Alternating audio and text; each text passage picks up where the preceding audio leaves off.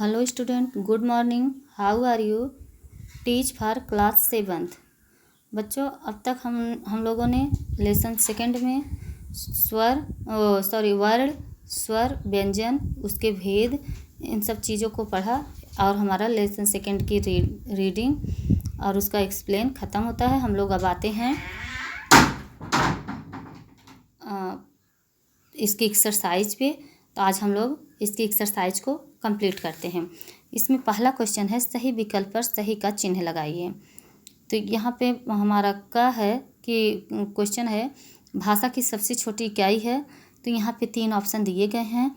जो right option है हमें उसी पे टिक करना है। तो हमारा राइट ऑप्शन है वर्ड पे हमें टिक कर देना है। दूसरा क्वेश्चन है, जिन स्वरों के उच्चारण में स्वरों से 2 गुना समय लगता है उन्हें क्या कहते हैं। तो इसमें भी 3 ऑप्शन दिए गए हैं। हमारा राइट ऑप्शन नंबर 3 है दीर्घ स्वर।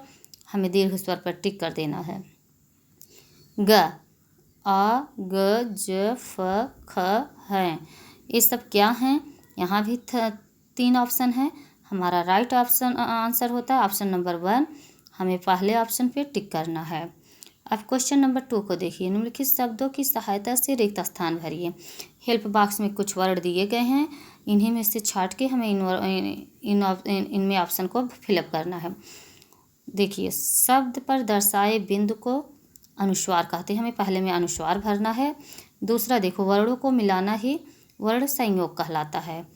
फिर तीसरा देखो, जब किसी शब्द पर विशेष बल दिया जाता है तो उसे क्या कहते हैं? बलाघात कहते हैं।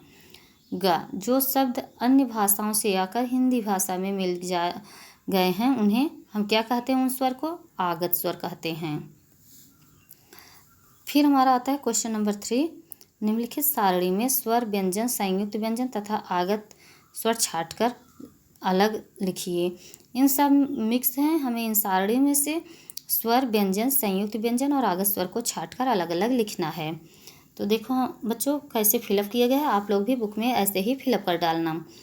इस सारणी में से हमने स्वर को छाटा। देखो, आ, ओ, औ, ए, ऐ, री, ई। व्यंजन को भी इसी से छाट के लिखा, क, म, च, ध, द। फिर संयुक्त व्यंजन को भी छाट के हमने लिख दिया है, छ, त्रंग और स्त्रा। फिर आगत स्वर ग, ख, क, ज। अब देखो क्वेश्चन नंबर 4। सही कथन पर सही का तथा गलत पर गलत का चिन्ह लगाइए। क, वर्ण के 4 भेद होते हैं। नहीं बच्चों, वर्ण के 2 भेद होते, इसलिए हमारा पहला ऑप्शन गलत है। दूसरा देखो, ओम एक प्लुत स्वर है। हाँ, ओम एक प्लुत स्वर है, इसलिए ऑप्शन नंबर 2 हमारा राइट आंसर है। ग, भाषा में मात्राओं का कोई स्थान नहीं होता है। भाषा में मात्राओं का बहुत बड़ा स्थान है, इसलिए ये ऑप्शन गलत है। अब हम आते हैं क्वेश्चन नंबर 5 पे, इसके क्वेश्चन आंसर को। तो इसका क्वेश्चन आंसर हमने कॉपी पे लिखा है, आपको अभी उसको दिखा रहे हैं। और बच्चों, इस सब बुक में आप लोग फिलअप कर लेना, पूरी बुक को कंप्लीट कर लेना। ये देखिए क्वेश्चन नंबर 5 में प्रश्न उत्तर को। पहला क्वेश्चन है, वर्णमाला से आप क्या समझते हैं? हिंदी वर्णमाला में कुल कितने वर्ण हैं? तो इसका आंसर है, वर्णों के व्यवस्थित समूह को वर्णमाला कहते हैं। हिंदी वर्णमाला में कुल 53 वर्ण होते हैं। फिर है प्रश्न नंबर 2। वर्ण के कितने भेद होते हैं? स्वर वर्णों का वर्णन कीजिए।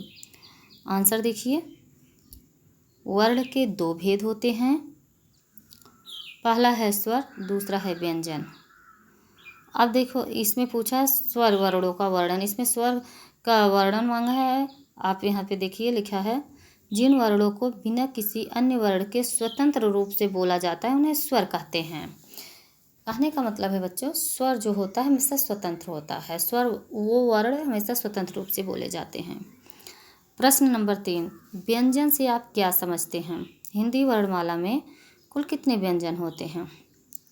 तो आंसर देखिए, जिन वर्णों को बिना किसी अन्य वर्ण के स्वतंत्र रूप से नहीं बोला जाता उन्हें व्यंजन कहते हैं। कहने का मतलब है ये हमेशा स्वर की सहायता से ही बोले जाते हैं। अब हिंदी वर्णमाला में कुल 39 व्यंजन होते हैं। हिंदी वर्णमाला में कुल 39 व्यंजन होते हैं। क्वेश्चन नंबर 4, संयुक्त व्यंजन किसे कहते हैं? इनसे बनने वाले प्रत्येक के दो दो शब्द लिखिए। संयुक्त व्यंजन दो व्यंजनों के संयोग से मिलकर बनते हैं। ये इस प्रकार है। ये देखो बच्चों, संयुक्त व्यंजन यहाँ लिखा गया है, यही 4 होते हैं और इससे बनने वाले दो दो शब्द हैं। देखो, छ से छत्री और क्षमा, त्र से सर्वत्र और त्रिदेव, ज्ञ से ज्ञान और ज्ञात, श्र से श्री और श्रम। तो बच्चों, इस प्रकार से हमारा लेसन सेकेंड कंप्लीट होता है। अब आप लोगों का होमवर्क है, complete your copy and book. अब हम नेक्स्ट वीडियो में नए चैप्टर के साथ फिर मिलेंगे। Thank you.